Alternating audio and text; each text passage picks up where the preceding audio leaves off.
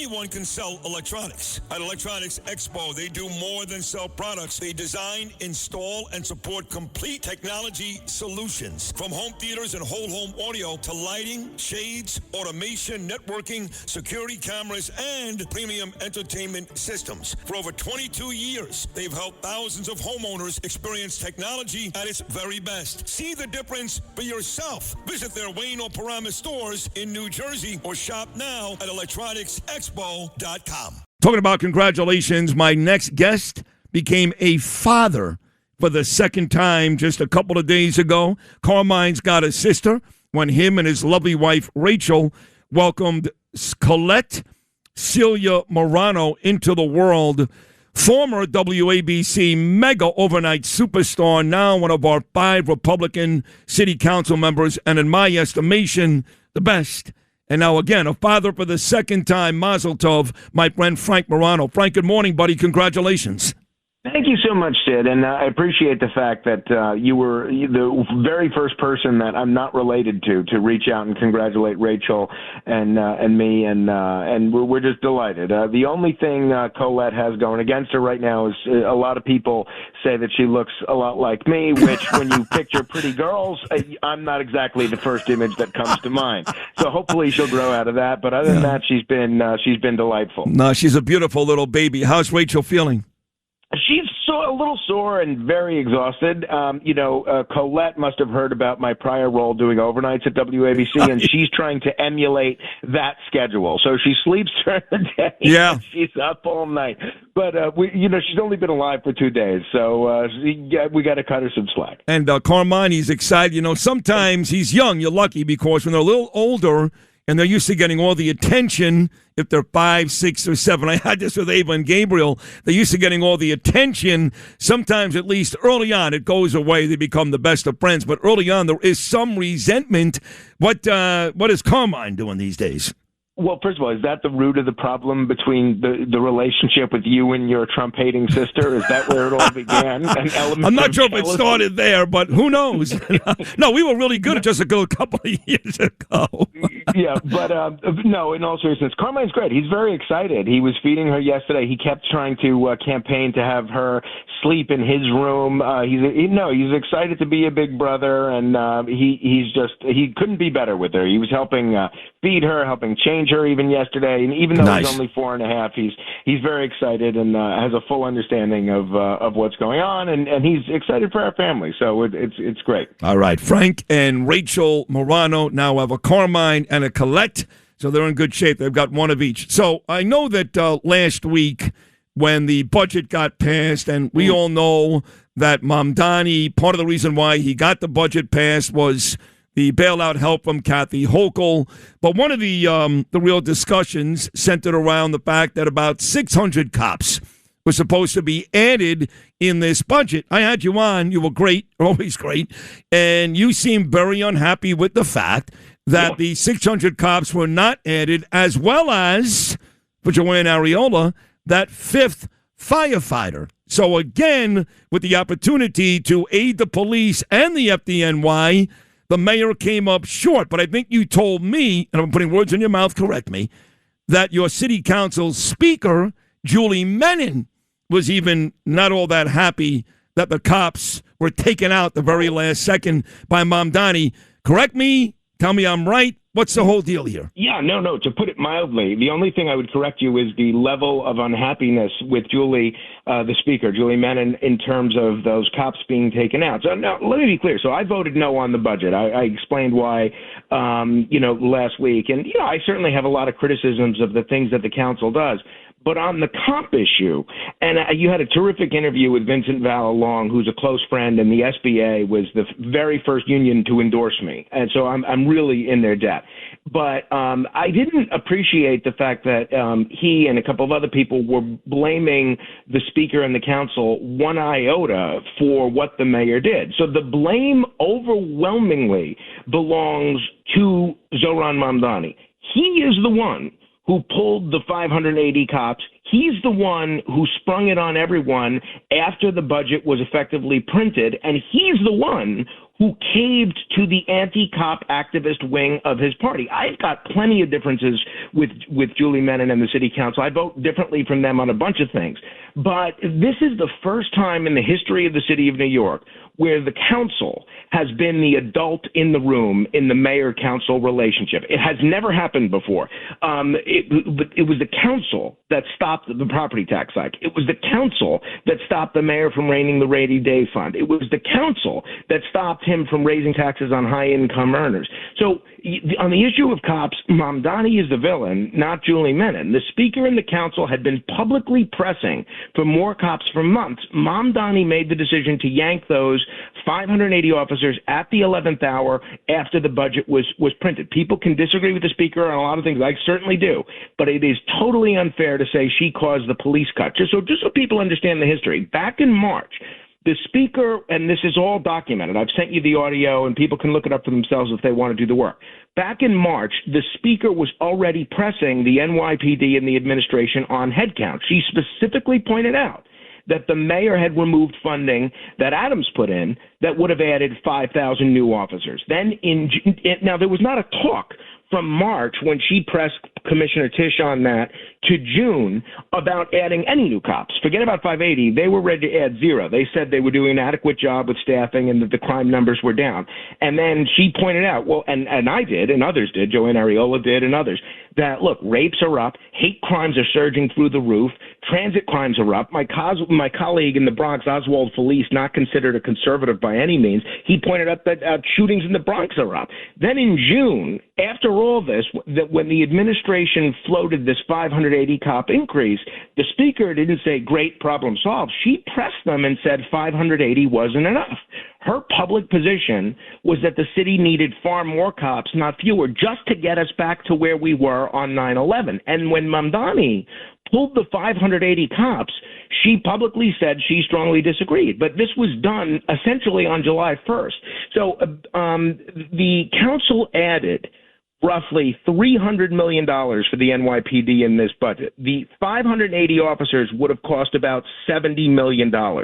So we can stop pretending that there was no money for it. The money was there. The council funded the department. Mamdani chose not to use that funding to replenish the ranks. So if you're angry about the police cut, and I am, that's why I voted no, be angry at the guy who made the cut. But you know what's great is you should really be the speaker.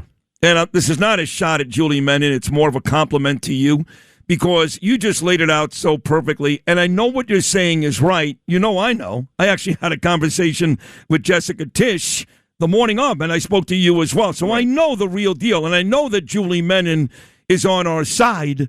I think some of the frustration is with Julie, who, again, I've warmed up to, and you're right about this. She's on the right side, is that she did not really say this publicly. And if she did, not a lot of people heard it. So the only criticisms people may have is instead of standing up there all smiley with Mamdani, like Trump does with him and Erdogan, how about not being so smiley? And how about delivering the same message you just did? Because the truth is, in Julie Menin's defense, that's how she felt. Yeah, I think she's been pretty critical on the mayor on everything from the anti-Semitism issues to even yesterday when his Department of Health said the best way to deal with the Legionnaires outbreak is to essentially wait until people get sick before we. I'm an idiotic. Heard that. No, I mean, we got to clean all these things. So, but I won't disagree with you that she could be even more vociferous, but I think as far as being a Democrat in New York City, I don't know that there's a single Democrat that's in elective office now currently putting up more of a fight against the mayor. And if you look at what Mamdani did, though, it's not just that he caved to the anti-cop left, which is bad enough, and because the activist left screamed and he folded. And you see that with the tweets from my colleagues like Councilmember Tiffany Caban, who's a member of the DSA, but his own political base, the DSA and the anti-cop activists, the same crowd that thinks adding officers is a moral crime, they put him under pressure and he caved. That's what this was. was. Yes. It wasn't some new revelation about staffing needs. It was a political surrender. But what bothers me even more is not just that he did it, but it was the way that he did it. It wasn't just the substance, but he waited until the last minute after the budget was essentially printed, after members were operating under the assumption that these 580 cops were in there, and then he yanked it. So that's the opposite of good faith. It's a bait and switch. So had we known about this, according to Gothamist, they said that this was known, I think, at least the Thursday or Friday before we voted on the budget on Monday. Had we known about this Thursday or Friday, it might have been something that we could have negotiated for over the weekend, but we didn't. He didn't tell us about this until hours after all this other stuff. Now, again, there's a lot of other things in the budget that weren't great. You mentioned the fifth man. There's a couple other things, but I could have found my way to voting for this if it included those 580 cops. So the mayor is totally the villain. He's forgetting about whether this was right or wrong. In my view, it's clearly wrong. He was so dishonest about it, and he caved. He caved to this crowd of ultra left-wing activists. So for all these folks that host cop podcasts or live on social media and think, including friends of mine, by the way, and think that, oh, okay, this is their opportunity to score some points, that's where the focus of all of us needs to be. Now, the council is going to work to find more funding to hire these new cops. But the only reason they're not there now is because of the mayor. So what do you guys do? This is the great Frank Morano, father again. His daughter Colette, born just a couple of days ago. He's got Carmine and Colette. What do you do if the mayor is going to continue to push back, which he will, because he hates cops, and like you just said, the people around him hate cops, including Tiffany Caban, who actually ran on being physical with cops in the street. She ran on that. She had pamphlets about that. How do you guys get the money? How do you guys make this happen with zero cooperation from the mayor? Yeah, it's a good question. First, we keep forcing the issue in public, which is why I really appreciate the opportunity to come on.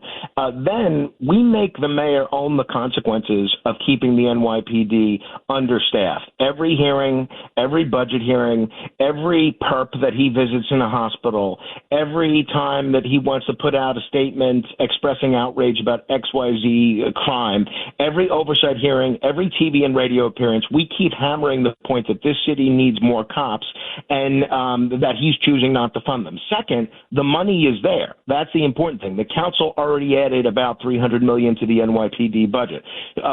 So it's not this impossible math problem. It's not that New York City can't afford new cops. It's that the mayor doesn't want to prioritize them. Third, if he keeps stonewalling, then the pressure has to become political. Moderate Democrats, including that lady that's very brave when she's bad-mouthing Mamdani, but too afraid to come on the radio with you, Melissa DeRosa, moderate Democrats and outer borough members, business groups, parent groups, police unions, everyday New Yorkers, everybody who actually wants safe streets has to keep making clear that this is unacceptable, because the only thing that's going to move Zohran Mamdani is if the political pain of not hiring cops becomes greater than the political pain of angering the anti-police left. So the answer is the money's there, the need is there. We see that by the fact that rapes and hate crimes are still going up. And if the mayor keeps refusing, we keep the pressure on until he either changes course or he pays a serious political price for it. Lovely job. Yeah, they keep telling us the city is safer. Yeah, shootings are down in some boroughs, murder is down, but that's not the only crimes, and every other crime seems to be up. No disrespect to Jessica Tisch, who's doing the best she can. I love her. She's great. She's great, but she's been forced into this position where the NYPD is the one agency in this city that's constantly being asked, as my colleague, Minority Leader David Carr said, to do less with less. Yep. They're asked to arrest fewer people, prosecute fewer crimes, and do fewer things, all with less money and less manpower. So we don't need to find the money. We need to find the mayor's backbone. The money's in the budget. What's missing is the political will on the other side of City Hall. All right, there you have it, folks. Today being July the 8th, in 3 days, we're going to be 2 months away from the most tragic day in our country's history. I wasn't around for Pearl Harbor, so for me, 9/11 was that day. We're just about 2 months away when so many of our brave cops and firemen and first responders, listen carefully, folks.